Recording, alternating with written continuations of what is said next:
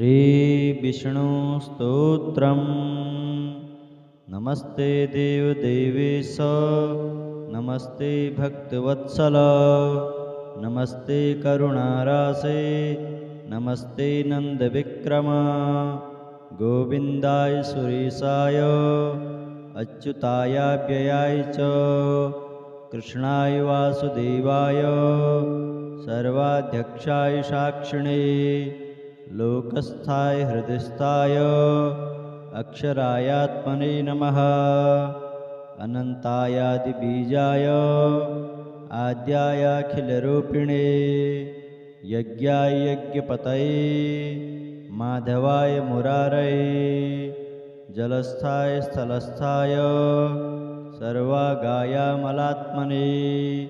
सच्चिद्रूपाय सौम्याय, नमः सर्वाघनाशिने। नमः कालाय कलये, कामितार्थप्रदाय च, नमो दान्ताय शान्ताय, विष्णवे जिष्णवे नमः। विश्वेशाय विशालाय, वेदसे विश्ववासिने, सुराध्यक्षाय सिद्धाय, श्रीधराय नमो नमः। ऋषिकेशाय धैर्याय, नमस्ते मोक्षदायिने, पुरुषोत्तमाय पुण्याय, पद्मनाभाय भास्वते, आग्रेसराय तूलाय, आग्रेसरायात्मने नमः। जनार्दनाय जैत्राय, जितामित्राय जीविने, वेदवेद्याय विश्वाय, नारसिंहाय ते नमः। ज्ञानाय ज्ञानरूपाय, ज्ञानदायाखिलात्मने, धुरन्धराय धुर्याय, धराधाराय ते नमः। नारायणाय सर्वाय, राक्षसानीकवैरिणे, गुह्याय गुह्यपतये, गुरवे गुणधारिणे, कारुण्याय शरण्याय, कान्तायामृतमूर्तये, केशवाय नमस्तेस्तु, नमो दामोदराय च, शङ्कर्षणाय शर्वाय, नमस्त्रैलोक्यपालिने, भक्तप्रियाय हरये, नमः सर्वार्थिनाशिने, नानाभेदविभेदाय, नानारूपधराय च, नमस्ते भगवान् विष्णु, पाहि मां करुणाकर। नमस्ते देवदेवेश, नमस्ते भक्तवत्सल, नमस्ते करुणारासे, नमस्ते नन्दविक्रम। गोविन्दाय सुरेशाय, अच्युताय व्ययाय च, कृष्णाय वासुदेवाय, सर्वाध्यक्षाय साक्षिणे, लोकस्थाय हृदयस्थाय, अक्षरायात्मने नमः। अनन्तायादिबीजाय, आद्यायाखिलरूपिणे, यज्ञाय यज्ञपतये, माधवाय मुरारये, जलस्थाय स्थलस्थाय, सर्वागायामलात्मने, सच्चिद्रूपाय सौम्याय, नमः सर्वाघनाशिने। नमः कालाय कलये, कामितार्थप्रदाय च, नमो दान्ताय शान्ताय, विष्णवे जिष्णवे नमः। विश्वेशाय विशालाय, वेदसे विश्ववासिने, सुराध्यक्षाय सिद्धाय, श्रीधराय नमो नमः। ऋषिकेशाय धैर्याय, नमस्ते मोक्षदायिने, पुरुषोत्तमाय पुण्याय, पद्मनाभाय भास्वते, आग्रेसराय तूलाय, आग्रेसरायात्मने नमः। जनार्दनाय जैत्राय, जितामित्राय जीविने, वेदवेद्याय विश्वाय, नारसिंहाय ते नमः।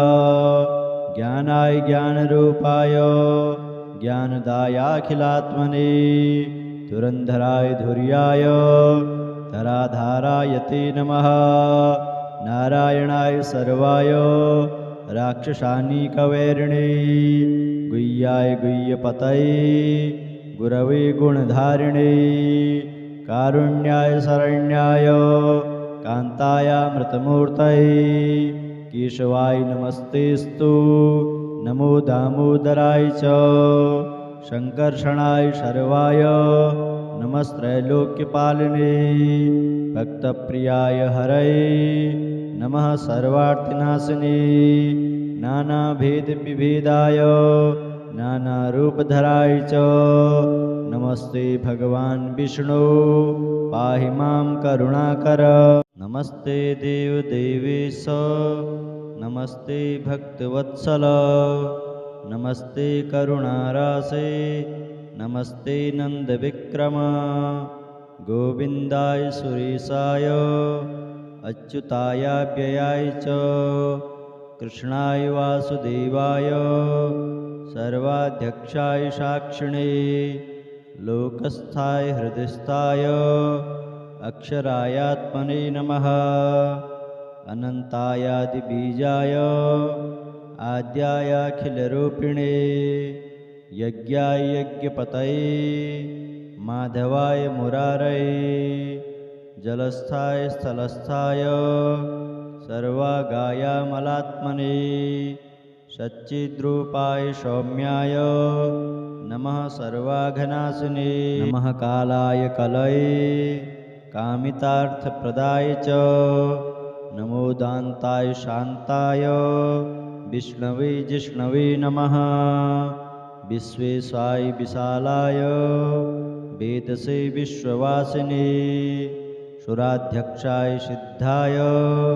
श्रीधराय नमो नमः ऋषिकेशाय धैर्याय नमस्ते मोक्षदायिने पुरुषोत्तमाय पुण्याय पद्मनाभाय भास्वते आग्रेसराय तूलाय आग्रेसरायात्मने नमः जनार्दनाय जयत्राय जितामित्राय जीविने वेदवेद्याय विश्वाय नारसिंहाय ते नमः ज्ञानाय ज्ञानरूपाय ज्ञानदायाखिलात्मने धुरन्धराय धुर्याय धराधाराय ते नमः नारायणाय सर्वाय राक्षसानीकवैरिणे गुह्याय गुह्यपतये गुरवे गुणधारिणे कारुण्याय शरण्याय कान्तायामृतमूर्तये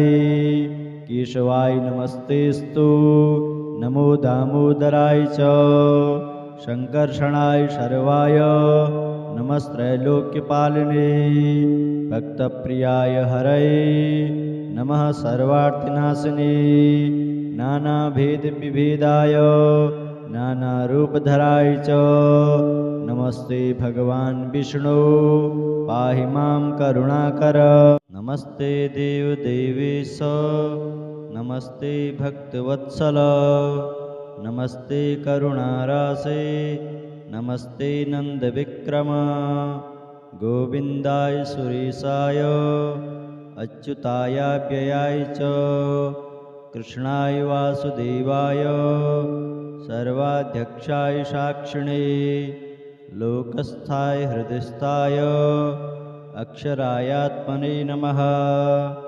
अनन्तायादिबीजाय आद्यायाखिलरूपिणे यज्ञाय यज्ञपतये माधवाय मुरारये जलस्थाय स्थलस्थाय सर्वागायामलात्मने सच्चिद्रूपाय सौम्याय नमः सर्वाघनाशिने नमः कालाय कलये कामितार्थप्रदाय च नमो दान्ताय शान्ताय विष्णवे जिष्णवे नमः विश्वेशाय विशालाय वेदसे विश्ववासिने सुराध्यक्षाय सिद्धाय श्रीधराय नमो नमः ऋषिकेशाय धैर्याय नमस्ते मोक्षदायिने पुरुषोत्तमाय पुण्याय पद्मनाभाय भास्वते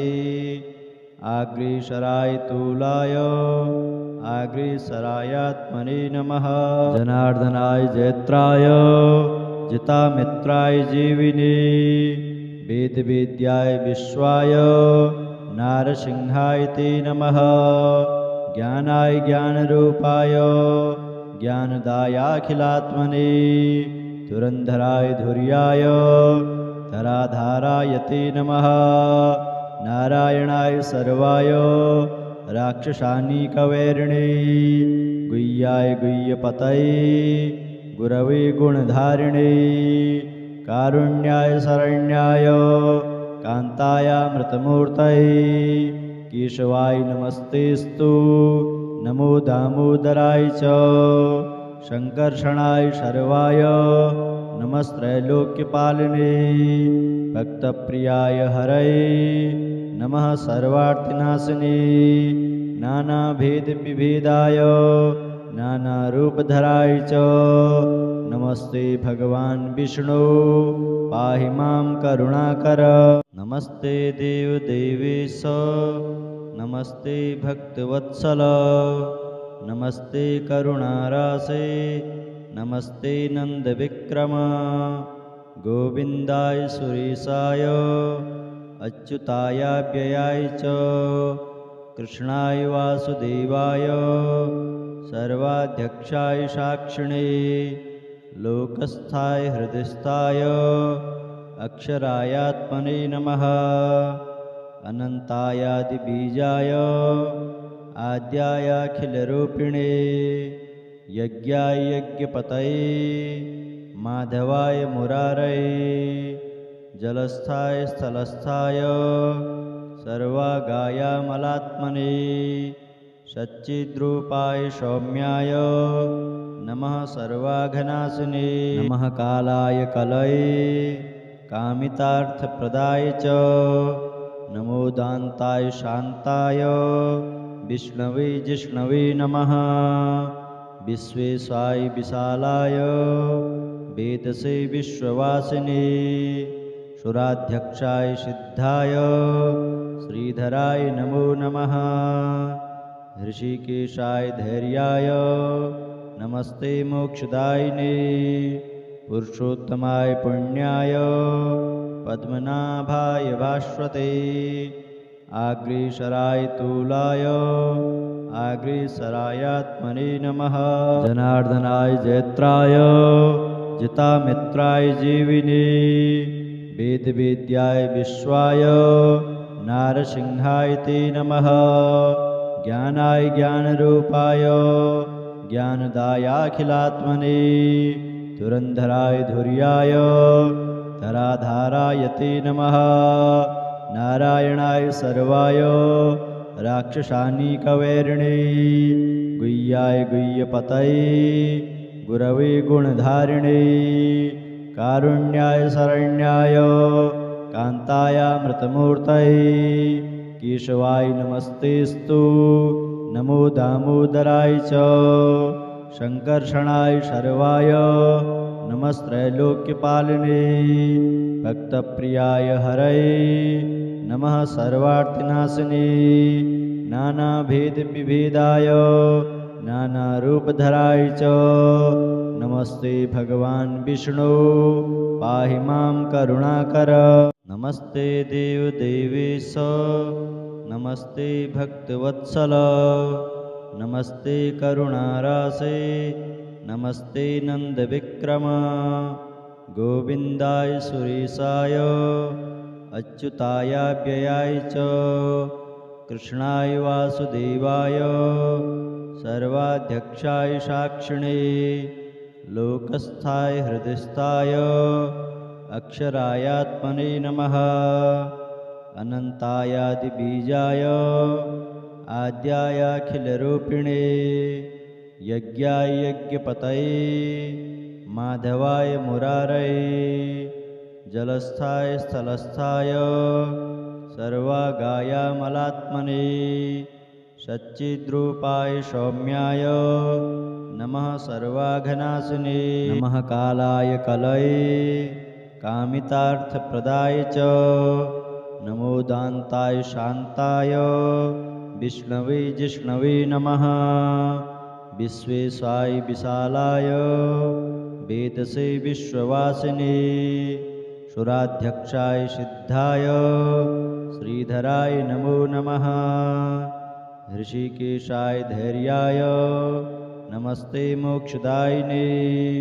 पुरुषोत्तमाय पुण्याय पद्मनाभाय भास्वते। आग्रीशराय तूलाय आग्रीसरायात्मने नमः। जनार्दनाय जैत्राय जितामित्राय जीविने। वेदवेद्याय विश्वाय नारसिंहाय ते नमः। ज्ञानाय ज्ञानरूपाय ज्ञानदायाखिलात्मने। धुरन्धराय धुर्याय धराधाराय ते नमः। नारायणाय सर्वाय राक्षसानीकवैरिणे। गुह्याय गुह्यपतये गुरवे गुणधारिणे। कारुण्याय शरण्याय कान्तायामृतमूर्तये। केशवाय नमस्तेस्तु नमो दामोदराय च। शङ्कर्षणाय शर्वाय नमस्त्रैलोक्यपालिने। भक्तप्रियाय हरये नमः सर्वार्तिनाशिने।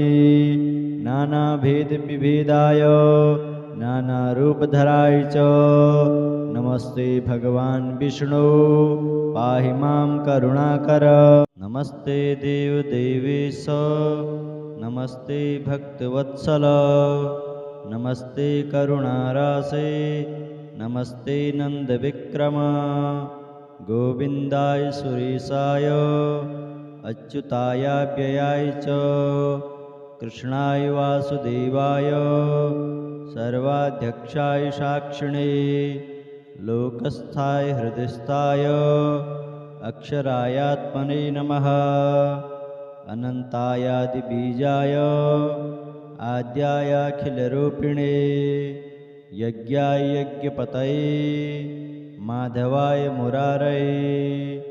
जलस्थाय स्थलस्थाय सर्वागायामलात्मने।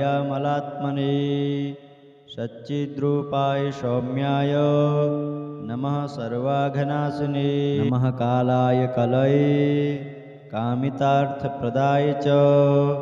नमो दान्ताय शान्ताय विष्णवे जिष्णवे नमः। विश्वेशाय विशालाय वेदसे विश्ववासिने। सुराध्यक्षाय सिद्धाय श्रीधराय नमो नमः। ऋषिकेशाय धैर्याय नमस्ते मोक्षदायिने। पुरुषोत्तमाय पुण्याय पद्मनाभाय भास्वते। आग्रीशराय तूलाय आग्रीसरायात्मने नमः। जनार्दनाय जैत्राय जितामित्राय जीविने। वेदवेद्याय विश्वाय नारसिंहाय ते नमः। ज्ञानाय ज्ञानरूपाय ज्ञानदायाखिलात्मने। धुरन्धराय धुर्याय धराधाराय ते नमः। नारायणाय सर्वाय राक्षसानीकवैरिणे। गुह्याय गुह्यपतये गुरवे गुणधारिणे। कारुण्याय शरण्याय कान्तायामृतमूर्तये। केशवाय नमस्तेस्तु नमो दामोदराय च। शङ्कर्षणाय शर्वाय नमस्त्रैलोक्यपालिने। भक्तप्रियाय हरये नमः सर्वार्तिनाशिने। नानाभेदविभेदाय नानारूपधराय च नमस्ते भगवान् विष्णु पाहि मां करुणाकर। नमस्ते देवदेवेश नमस्ते भक्तवत्सल। नमस्ते करुणारासे नमस्ते नन्दविक्रम। गोविन्दाय सुरेशाय अच्युतायाव्ययाय च कृष्णाय वासुदेवाय सर्वाध्यक्षाय साक्षिणे। लोकस्थाय हृदयस्थाय अक्षरायात्मने नमः। अनन्तायादिबीजाय आद्यायाखिलरूपिणे। यज्ञाय यज्ञपतये माधवाय मुरारये। जलस्थाय स्थलस्थाय सर्वागायामलात्मने सच्चिद्रूपाय सौम्याय नमः सर्वाघनाशिने नमः कालाय कलये कामितार्थप्रदाय च नमो दान्ताय शान्ताय विष्णवे जिष्णवे नमः विश्वेशाय विशालाय वेदसे विश्ववासिने सुराध्यक्षाय सिद्धाय श्रीधराय नमो नमः ऋषिकेशाय धैर्याय नमस्ते मोक्षदायिने पुरुषोत्तमाय पुण्याय पद्मनाभाय भास्वते आग्रीशराय तूलाय आग्रीसरायात्मने नमः जनार्दनाय जैत्राय जितामित्राय जीविने वेदवेद्याय विश्वाय नारसिंहाय ते नमः ज्ञानाय ज्ञानरूपाय ज्ञानदायाखिलात्मने धुरन्धराय धुर्याय धराधाराय ते नमः नारायणाय सर्वाय राक्षसानीकवैरिणे गुह्याय गुह्यपतये गुरवे गुणधारिणे कारुण्याय शरण्याय कान्तायामृतमूर्तये केशवाय नमस्तेस्तु नमो दामोदराय च शङ्कर्षणाय शर्वाय नमस्त्रैलोक्यपालिने भक्तप्रियाय हरये नमः सर्वार्तिनाशिने नानाभेदविभेदाय नानारूपधराय च नमस्ते भगवान् विष्णु पाहि मां करुणाकर नमस्ते देवदेवेश नमस्ते भक्तवत्सल नमस्ते करुणारासे नमस्ते नन्दविक्रम गोविन्दाय सुरेशाय अच्युतायाव्ययाय च कृष्णाय वासुदेवाय सर्वाध्यक्षाय साक्षिणे लोकस्थाय हृदयस्थाय अक्षरायात्मने नमः अनन्तायादिबीजाय आद्यायाखिलरूपिणे यज्ञाय यज्ञपतये माधवाय मुरारये जलस्थाय स्थलस्थाय सर्वागायामलात्मने सच्चिद्रूपाय सौम्याय नमः सर्वाघनाशिने नमः कालाय कलये कामितार्थप्रदाय च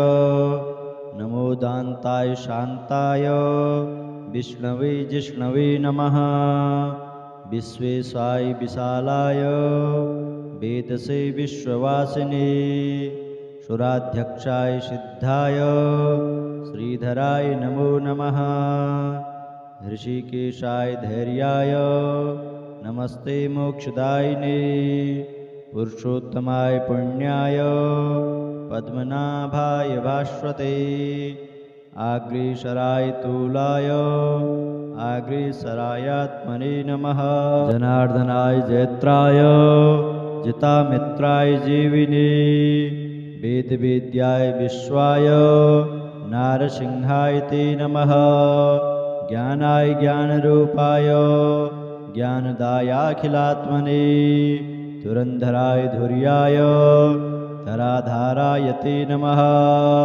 नारायणाय सर्वाय राक्षसानीकवैरिणे गुह्याय गुह्यपतये गुरवे गुणधारिणे कारुण्याय शरण्याय कान्तायामृतमूर्तये केशवाय नमस्तेस्तु नमो दामोदराय च शङ्कर्षणाय शर्वाय नमस्त्रैलोक्यपालिने भक्तप्रियाय हरये नमः सर्वार्तिनाशिने नानाभेदविभेदाय नानारूपधराय च नमस्ते भगवान् विष्णु पाहि मां करुणाकर नमस्ते देवदेवेश नमस्ते भक्तवत्सल नमस्ते करुणारासे नमस्ते नन्दविक्रम गोविन्दाय सुरेशाय अच्युतायाव्ययाय च कृष्णाय वासुदेवाय सर्वाध्यक्षाय साक्षिणे लोकस्थाय हृदयस्थाय अक्षरायात्मने नमः। अनन्तायादिबीजाय आद्यायाखिलरूपिणे यज्ञाय यज्ञपतये माधवाय मुरारये जलस्थाय स्थलस्थाय सर्वागायामलात्मने सच्चिद्रूपाय सौम्याय नमः सर्वाघनाशिने नमः कालाय कलये कामितार्थप्रदाय च नमो दान्ताय शान्ताय विष्णवे जिष्णवे नमः। विश्वेशाय विशालाय वेदसे विश्ववासिने सुराध्यक्षाय सिद्धाय श्रीधराय नमो नमः। ऋषिकेशाय धैर्याय नमस्ते मोक्षदायिने पुरुषोत्तमाय पुण्याय पद्मनाभाय भास्वते आग्रेसराय तूलाय आग्रेसरायात्मने नमः। जनार्दनाय जयत्राय जितामित्राय जीविने वेदवेद्याय विश्वाय नारसिंहाय ते नमः। ज्ञानाय ज्ञानरूपाय ज्ञानदायाखिलात्मने धुरन्धराय धुर्याय धराधाराय ते नमः। नारायणाय सर्वाय राक्षसानीकवैरिणे गुह्याय गुह्यपतये गुरवे गुणधारिणे कारुण्याय शरण्याय कान्तायामृतमूर्तये केशवाय नमस्तेस्तु नमो दामोदराय च शङ्कर्षणाय शर्वाय नमस्त्रैलोक्यपालिने भक्तप्रियाय हरये नमः सर्वार्थिनाशिने नानाभेदविभेदाय नानारूपधराय च नमस्ते भगवान् विष्णु पाहि मां करुणाकर। नमस्ते देवदेवेश नमस्ते भक्तवत्सल नमस्ते करुणारासे नमस्ते नन्दविक्रम गोविन्दाय सुरेशाय अच्युतायाव्ययाय च कृष्णाय वासुदेवाय सर्वाध्यक्षाय साक्षिणे लोकस्थाय हृदयस्थाय अक्षरायात्मने नमः। अनन्तायादिबीजाय आद्यायाखिलरूपिणे यज्ञाय यज्ञपतये माधवाय मुरारये जलस्थाय स्थलस्थाय सर्वागायामलात्मने सच्चिद्रूपाय सौम्याय नमः सर्वाघनाशिने नमः कालाय कलये कामितार्थप्रदाय च नमो दान्ताय शान्ताय विष्णवे जिष्णवे नमः। विश्वेशाय विशालाय वेदसे विश्ववासिने सुराध्यक्षाय सिद्धाय श्रीधराय नमो नमः। ऋषिकेशाय धैर्याय नमस्ते मोक्षदायिने पुरुषोत्तमाय पुण्याय पद्मनाभाय भास्वते आग्रेसराय तूलाय आग्रेसरायात्मने नमः। जनार्दनाय जयत्राय जितामित्राय जीविने वेदवेद्याय विश्वाय नारसिंहाय ते नमः। ज्ञानाय ज्ञानरूपाय ज्ञानदायाखिलात्मने धुरन्धराय धुर्याय धराधाराय ते नमः।